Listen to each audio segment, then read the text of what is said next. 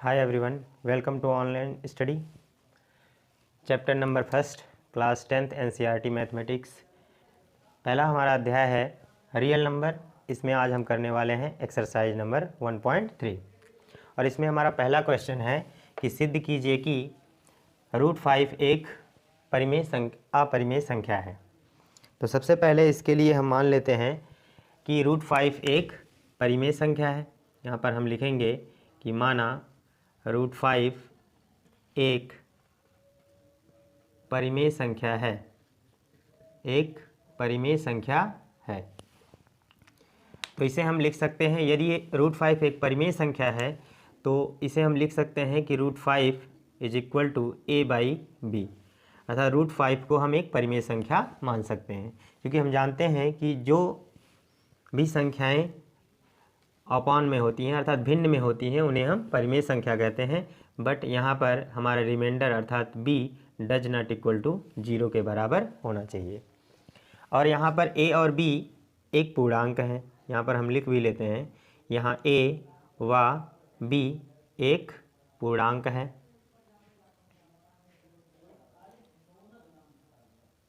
तथा सहअभाज्य हैं।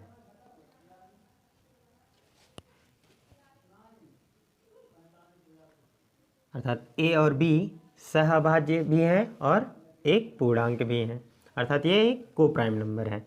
यदि आपको ये नहीं पता कि सहअभाज्य संख्याएं क्या होती हैं तो सबसे पहले इस बात पर चर्चा कर लेते हैं कि ऐसी दो संख्याएं जिनका HCF 1 होता है उसे हम सहअभाज्य संख्याएं कहते हैं। जैसे कि हम जान लें कि 2 और 3 यह एक सहअभाज्य संख्याएं हैं, क्योंकि इनका एक के अतिरिक्त और कोई भी कॉमन फैक्टर नहीं है। जैसे इन्हें हम काटेंगे अगर तो 2 को हम गुणनखंड करेंगे तो 2 × 1 लिख सकते हैं, 3 को अगर गुणनखंड करें तो 3 × 1 लिख सकते हैं। तो इसमें एक के अतिरिक्त कोई भी कॉमन फैक्टर नहीं है, अर्थात ये दोनों संख्याएं सहअभाज्य संख्याएं हैं। इसी प्रकार से हम 5 और 7 को भी लिख सकते हैं।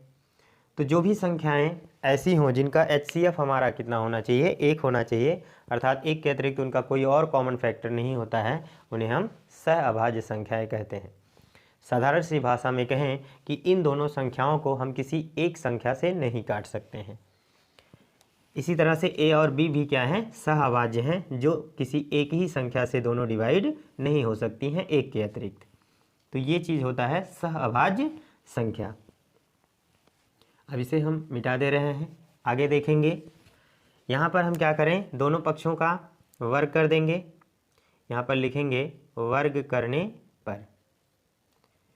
जब वर्ग करेंगे तो यहाँ पर आ जाएगा हमारा 5 और इधर हो जाएगा a²/b²। यदि हम यहाँ पर इसका क्रॉस मल्टीप्लाई करें यानी b को यहाँ ट्रांसफ़र कर दें तो ये हो जाएगा b² = यहाँ पर आ जाएगा नीचे 5, तो यहाँ पर आ जाएगा a²/5, अर्थात a² को 5 डिवाइड कर सकता है। यहाँ पर लिखेंगे अतः a² 5 से विभाज्य है,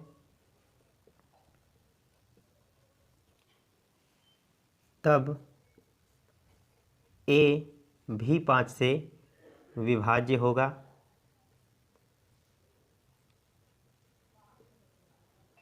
अर्थात यदि किसी संख्या का वर्ग उस संख्या से डिवाइड हो रहा है तो उसका वर्गमूल भी उसी संख्या से डिवाइड हो सकता है।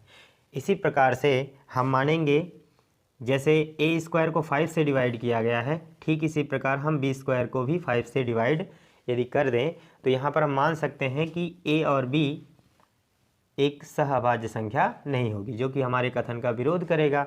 और पुनः हम कहेंगे जो परिमेय संख्या हम माने हैं, हमारे कथन का जब विरोध होगा तो हम कह सकते हैं कि √5 एक परिमेय नहीं बल्कि अपरिमेय संख्या है। तो इसी स्टेप के साथ हम आगे बढ़ेंगे। यहाँ पर हम मान लेते हैं कि a यहाँ पर आप इसे लिख दीजिए रिलेशन नंबर फर्स्ट और ये होगा हमारा रिलेशन नंबर सेकंड। यहाँ पर a को लिख दीजिए a 5k लिख दीजिए और a का वैल्यू समीकरण 1 में रख सकते हैं। यहाँ पर लिख दीजिएगा समीकरण 1 से ये हो जाएगा b² = a² को यहाँ पर अगर रखेंगे a का मान तो यहाँ पर हो जाएगा 5k और इसका हम वर्क कर देंगे और अपान में होगा 5 और इसे हम सॉल्व करें तो यहाँ पर हो जाएगा 25 और ये हो जाएगा k² और अपान में रहेगा 5।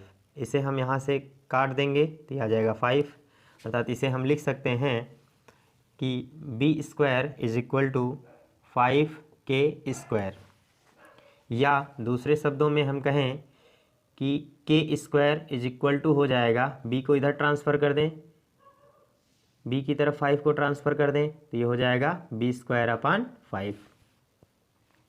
अर्थात यहाँ फिर से हम कह सकते हैं जिस प्रकार से हमने यहाँ पर कहा था a² 5 से डिवाइड है तो a भी 5 से डिवाइड होगा, ठीक इसी तरह से b² 5 से यहाँ पर भी डिवाइड हो रहा है।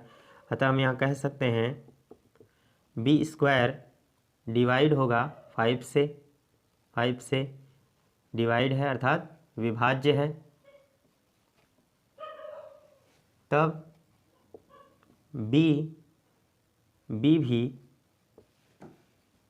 5 से विभाज्य होगा।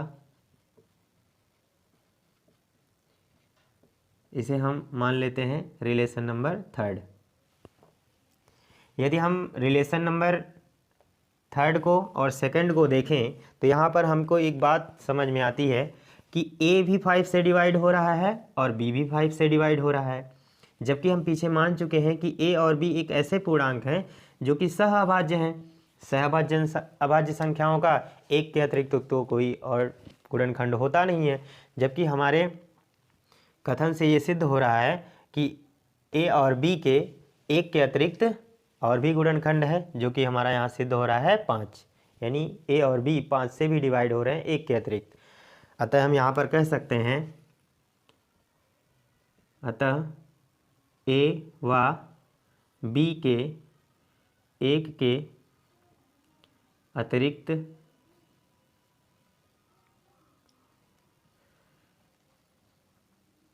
दूसरा गुणनखंड है, अतः यह हमारे कथन का विरोध करता है।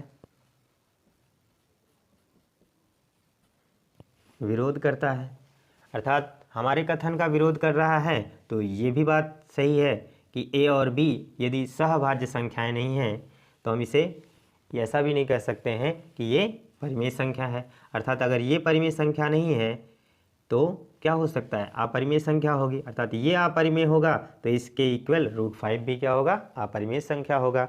अतः हम यहाँ पर कह सकते हैं, अतः √5 एक अपरिमेय संख्या है।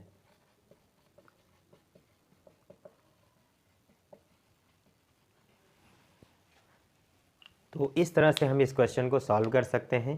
कभी भी जब भी आपको कोई भी ऐसी संख्या अपरिमेय सिद्ध करने के लिए आए तो हमारे इन स्टेप्स को फॉलो करिए और निश्चित रूप से सवाल आपका हल हो जाएगा। हमेशा आपको जो भी चीज़ें अपरिमेय सिद्ध करनी होंगी उनके विपरीत हम मान लेंगे कि वह एक परिमेय संख्या है और उसके बराबर हम एक कोई भी परिमेय संख्या मान लेंगे, चाहे तो आप AB मानिए या फिर PQ मानिए या फिर RS मानिए, कुछ भी मान सकते हैं। तो b = क्या होना चाहिए, 0 के बराबर नहीं होना चाहिए। अगर ऐसा हुआ तो ये परिमेय संख्या नहीं मानी जाती है। अर्थात यहाँ a और b एक पूर्णांक हैं, साथ ही हम इन्हें ऐसे पूर्णांक मान रहे हैं कि जो कि सहअभाज्य हैं, और सहअभाज्य क्या होती हैं संख्याएं, वो हमने आपको बता दिया। तो यहाँ पर इस समीकरण का हम क्या करेंगे, एक बार वर्ग करेंगे। तो वर्ग करेंगे तो रूट यहाँ पर हट जाएगा, 5 आ जाएगा, बराबर हो जाएगा। इसका वर्ग करेंगे तो a² हो जाएगा, और यहाँ से हम क्या करेंगे, b² इधर ट्रांसफ़र कर देंगे, 5 यहाँ आ जाएगा। तो इस रिलेशन से हम देखेंगे कि a² 5 से विभाज्य है तो a भी 5 से विभाज्य होगा। फिर यहाँ पर a बराबर हम 5 के मानेंगे और यह वैल्यू इस वाले समीकरण में रखेंगे। तो यहाँ से हमारा आ जाएगा b² = 5k, 5 को हम इधर भेज देंगे तो यहाँ पर k² हो जाएगा b²/5। तो इसी तरह से फिर से इस कथन को दोहराएंगे जो कि हमारे कथन का विरोध करेगा, कौन, रिलेशन नंबर 2 और 3। यदि हमारे कथन का विरोध कर रहा है तो हमारा कथन क्या है कि यह एक परिमेय संख्या है। यदि हमारे कथन का विरोध हो रहा है तो यह क्या होगा, अपरिमेय संख्या होगी। तो इस तरह से हम इस क्वेश्चन को सॉल्व कर सकते हैं। यदि आपको ये समझ में आया हो तो आप इसका स्क्रीनशॉट ले सकते हैं।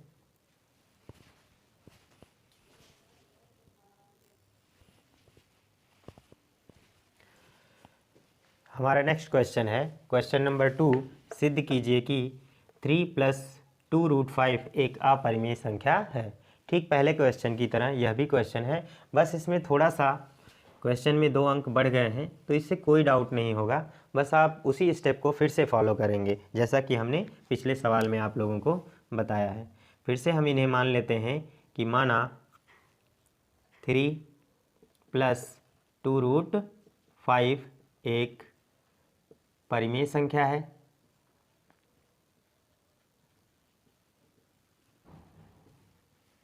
तो यहाँ पर हम फिर इसके बराबर कोई भी परिमेय संख्या लिख सकते हैं।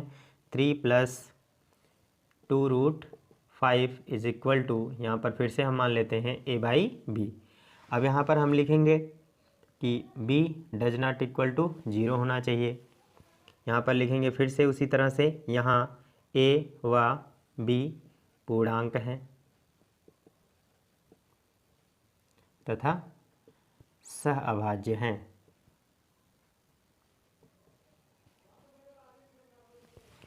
अब क्या करेंगे, इसका हम पक्षांतर करेंगे। तो यहाँ पर देखिए क्या हो जाएगा, इसे हम लिख सकते हैं 2√5 इज इक्वल टू 3 इधर जाएगा, ये हो जाएगा a/b - 3। फिर हम 2 को इधर भेज देंगे तो ये हो जाएगा, एक बार पहले इसे और भी सॉल्व कर ले रहे हैं। तो ये हो जाएगा 2√5 इज इक्वल टू, यहाँ से हम इसका क्रॉस मल्टीप्लाई कर दें तो 1 का a में होगा a माइनस इसका इधर कर देंगे तो ये हो जाएगा 3b अपान में b आ जाएगा। फिर अगले स्टेप में इसे लिखेंगे √5, इस 2 को इधर ट्रांसफ़र कर दें तो ये हो जाएगा हमारा a - 3b अपान 2b हो जाएगा। यहाँ पर यहाँ a व b पूर्णांक हैं तथा 2 व 3 भी पूर्णांक हैं, 2 और 3 भी पूर्णांक हैं। तो यह पूरी संख्या एक परिमेय संख्या बन जाएगी। तो यहाँ पर लिख सकते हैं अतः a - 3b अपान 2b एक परिमेय संख्या है,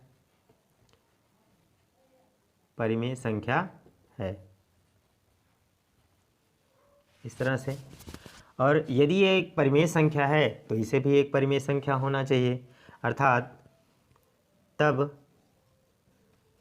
√5 भी एक परिमेय संख्या होनी चाहिए, परिमेय संख्या होनी चाहिए। परंतु √5 एक अपरिमेय संख्या है, √5 एक अपरिमेय संख्या है, अपरिमेय संख्या है। यदि यह एक अपरिमेय संख्या है तो यह भी क्या हो जाएगा, एक अपरिमेय संख्या हो जाएगा। अतः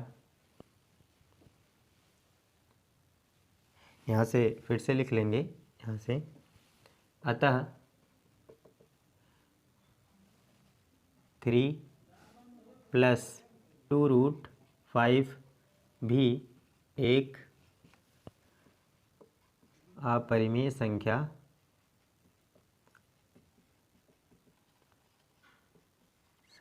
है। क्यों ऐसा हो रहा है, क्योंकि यदि एक अपरिमेय संख्या में किसी भी संख्या का गुणा करेंगे तो वह भी अपरिमेय संख्या हो जाएगी, और अपरिमेय संख्या में हम कोई भी संख्या जोड़ेंगे तो वह भी संख्या अपरिमेय हो जाएगी। तो इस तरह से हम इस क्वेश्चन को सॉल्व कर सकते हैं। अब इसका स्क्रीनशॉट लीजिए, फिर हम अगला क्वेश्चन स्टार्ट करते हैं।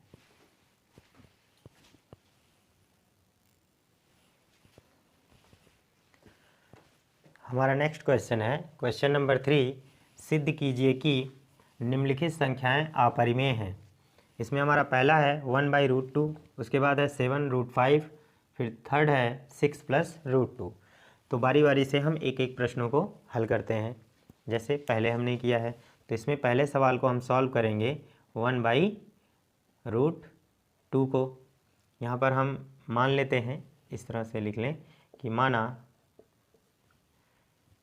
1/√2 एक परिमेय संख्या है।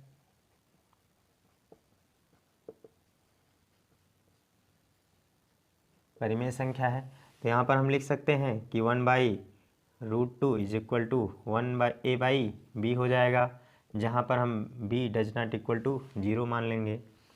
फिर यहाँ क्या करते हैं, इसे हम इस तरह से लिखेंगे कि ये हो जाएगा, यहाँ a व b एक पूर्णांक है। तो यहाँ पर इसे हम सॉल्व करेंगे, इसका क्रॉस मल्टीप्लाई कर लें तो यहाँ पर हो जाएगा ये b इज इक्वल टू, इसका यहाँ पर कर लेंगे तो a√2 हो जाएगा। फिर क्या करते हैं, लिखते हैं वर्ग करने पर। वर्ग करने पर वर्ग करेंगे तो यहाँ हो जाएगा b² is equal to a² और यहाँ पर हो जाएगा 2 हो जाएगा। फिर इसे हम लिख सकते हैं, यहाँ पर हम लिख सकते हैं इसे, इसको इधर भेज देंगे, ये हो जाएगा b²/2 is equal to a² हो जाएगा। तो यहाँ पर हम कह सकते हैं अतः b² 2 से विभाज्य है, तब b भी 2 से विभाज्य होगा। इसी तरह से फिर से हम मान लेते हैं कि यदि ऐसा है तो यहाँ पर हम लिखेंगे कि b बराबर कोई संख्या मान लेते हैं, मान लीजिए 2 है, जिस तरह से हम पहले सवाल में 5 के माने थे, यहाँ पर 2 के मान ले रहे हैं। तो इसका मान इस समीकरण में रखते हैं तो ये क्या हो जाएगा, आप इसे रिलेशन नंबर फर्स्ट मान कर रखिए और यहाँ पर मान रखेंगे तो ये हो जाएगा 2k² is equal to a²। फिर यहाँ पर हम वर्ग करेंगे तो ये हो जाएगा 4k² is equal to a²। ये यहाँ से कैंसिल हो जाएगा तो 2 बचेगा, 2 को हम यहाँ पर ट्रांसफ़र कर देंगे तो k² इज इक्वल टू हो जाएगा a²/2। फिर पहले की तरह यहाँ पर लिखेंगे अतः a² 2 से विभाज्य है, तब a भी 2 से विभाज्य होगा। अतः इसे आप रिलेशन नंबर 2 मानिए। समीकरण 1 व 2 से, समीकरण 1 और 2 से हम देख रहे हैं कि a और b के एक के अतिरिक्त और भी गुणनखंड आ रहे हैं, अर्थात 2 भी हो रहा है। तो यह क्या है, सहभाज्य संख्याएं नहीं है, अर्थात परिमेय संख्या नहीं है। समीकरण 1 और 2 से a व b सहअभाज्य नहीं है क्योंकि इनका एक के अतिरिक्त दूसरा गुणनखंड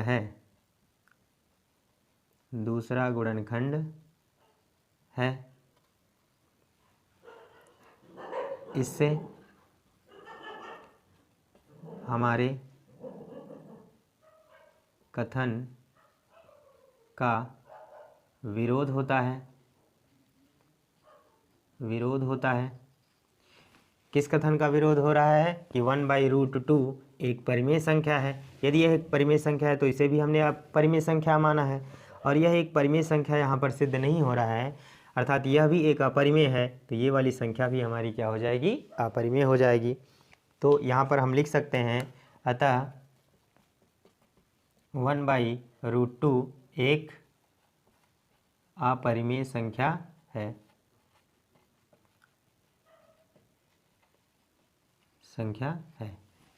इस तरह से हम इस क्वेश्चन को सॉल्व करते हैं। बिल्कुल पहले की तरह है, कोई दिक्कत नहीं है। यदि कोई डाउट्स हो तो कमेंट बॉक्स में ज़रूर पूछिए।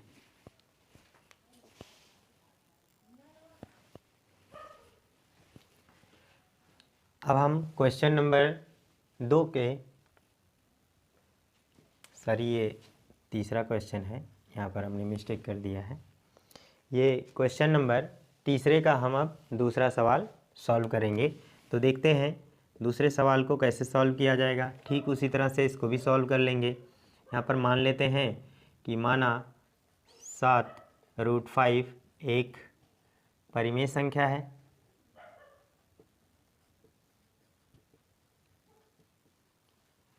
और जिस तरह से पहले सवाल में हमने किया है फिर से वही काम करेंगे। 7√5 इज इक्वल टू हम यहाँ पर मान सकते हैं a/b, और यहाँ पर b does not equal to 0। यहाँ a व b पूर्णांक हैं तथा सहअभाज्य हैं,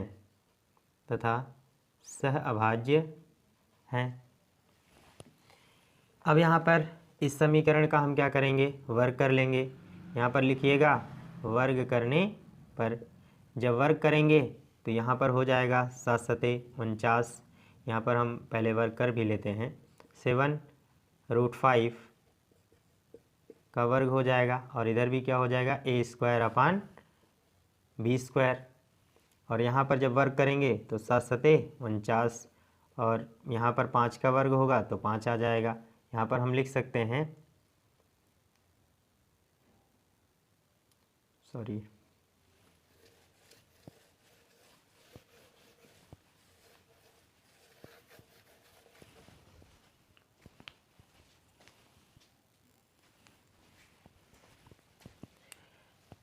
हमारा आगे का क्वेश्चन है क्वेश्चन नंबर 3 का सेकेंड पार्ट।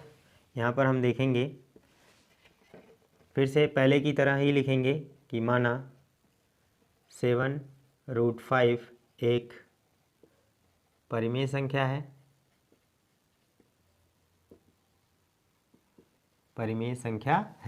तो यहाँ पर हम लिख सकते हैं कि 7√5 इज इक्वल टू, यहाँ पर हो जाएगा a/b। अब यहाँ पर लिख लेते हैं जहाँ b does not equal to 0, तथा यहाँ a व b पूर्णांक हैं तथा सहअभाज्य हैं।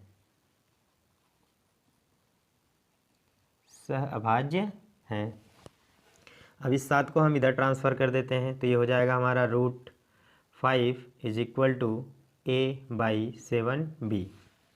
अब यहाँ पर क्या करते हैं, वर्ग कर लेते हैं दोनों पक्षों का। तो यहाँ पर लिखिएगा वर्ग करने पर, जब वर्ग करेंगे तो इधर हो जाएगा 5 इज इक्वल टू, यहाँ पर हो जाएगा हमारा a²/7×7=49, और ये हो जाएगा b²। यहाँ पर फिर से हम क्या करते हैं, a को इधर भेज देते हैं, या फिर इस तरह से कर लीजिए, आप यहाँ पर कर लें, इस b को इधर ट्रांसफ़र कर दें तो b² इज इक्वल टू हो सकता है a²/49, और यहाँ पर नीचे फिर से 5 आ जाएगा। तो इस पोर्शन को हम थोड़ा सा कम ध्यान दें, और यहाँ पर 5 से हम मान सकते हैं कि a² डिवाइड होगा, अतः a² 5 से विभाज्य है, तब a भी 5 से विभाज्य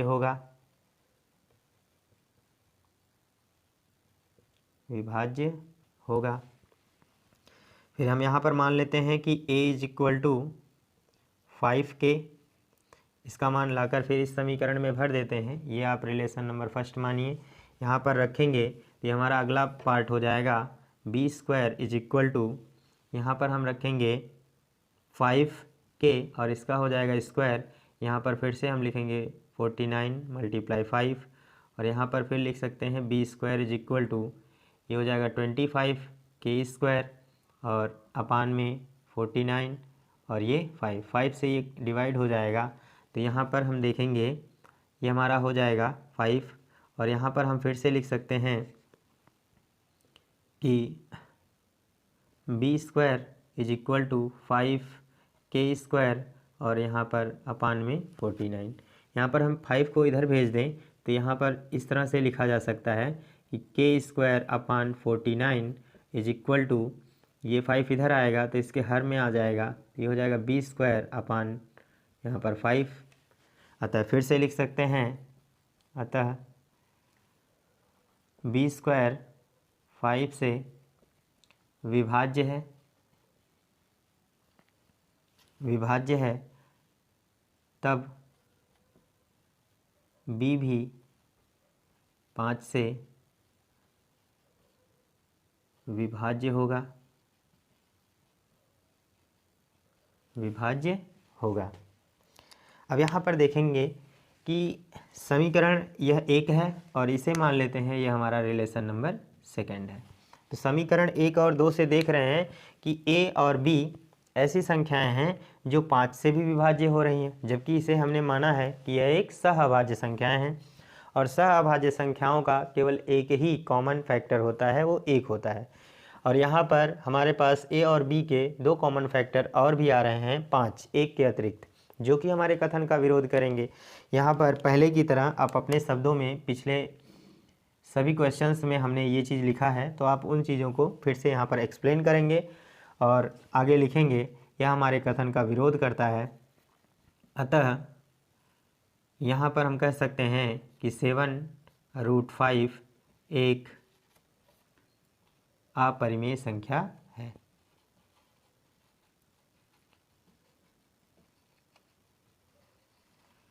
गाइस, यहाँ पर जो बातें हमने नहीं लिखी है वो हमने पिछले 2-3 क्वेश्चंस में लिखा है, तो बिल्कुल सेम पैटर्न होगा, आप यहाँ पर लिख सकते हैं। बहुत ही आसान है, आप इस क्वेश्चन को कर सकते हैं।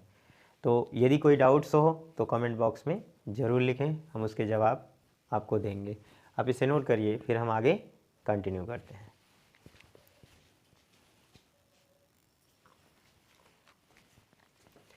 हमारा नेक्स्ट क्वेश्चन है क्वेश्चन नंबर 3 का तीसरा पार्ट।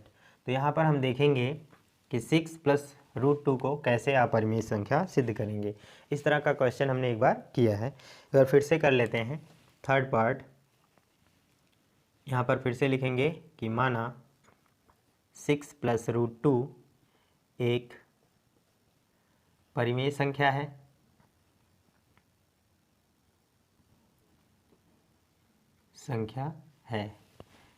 फिर यहाँ पर लिख सकते हैं 6 + √2 इज इक्वल टू a/b, जहाँ यहाँ पर लिख देंगे, यहाँ a व b पूर्णांक हैं तथा सहअभाज्य हैं।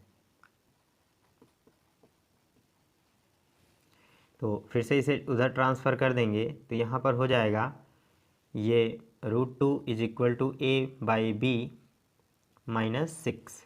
इसे और थोड़ा सा सॉल्व कर लें तो √2 इज इक्वल टू, इसे यहाँ पर और सॉल्व करेंगे तो a - 6b अपान हो जाएगा b। यहाँ फिर से एक बार लिखेंगे, यहाँ a व b पूर्णांक हैं तथा b तथा 6 भी पूर्णांक है।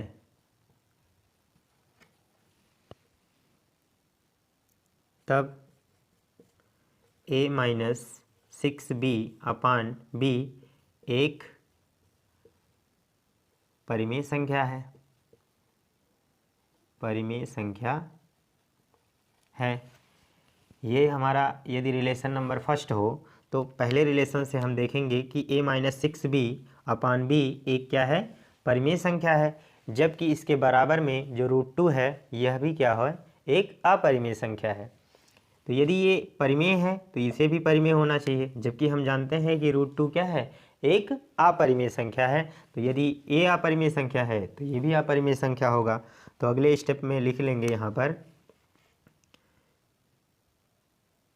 तब a-6b/b एक परिमेय संख्या है, यहाँ पर लिख लेते हैं अतः, तब √2 भी परिमेय संख्या होनी चाहिए, परिमेय संख्या होनी चाहिए, परंतु √2 एक अपरिमेय संख्या है, अपरिमेय संख्या है। अतः हम कह सकते हैं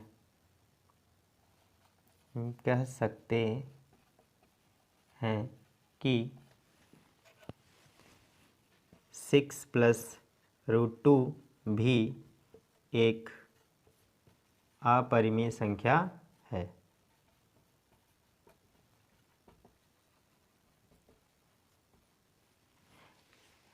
सिक्स प्लस √2 भी एक अपरिमेय संख्या है, क्योंकि किसी भी अपरिमेय संख्या में यदि कोई परिमेय संख्या जुड़े तो वह भी अपरिमेय संख्या हो जाती है। तो इस तरह से इस क्वेश्चन को हम सॉल्व कर सकते हैं। तो इस तरह से हमारा एक्सरसाइज नंबर 1.3 कंप्लीट हुआ। यदि इस एक्सरसाइज में किसी भी क्वेश्चन में कोई डाउट्स हो तो कमेंट बॉक्स में आप लिखें। इसे लाइक, शेयर और सब्सक्राइब ज़रूर करें। थैंक्स।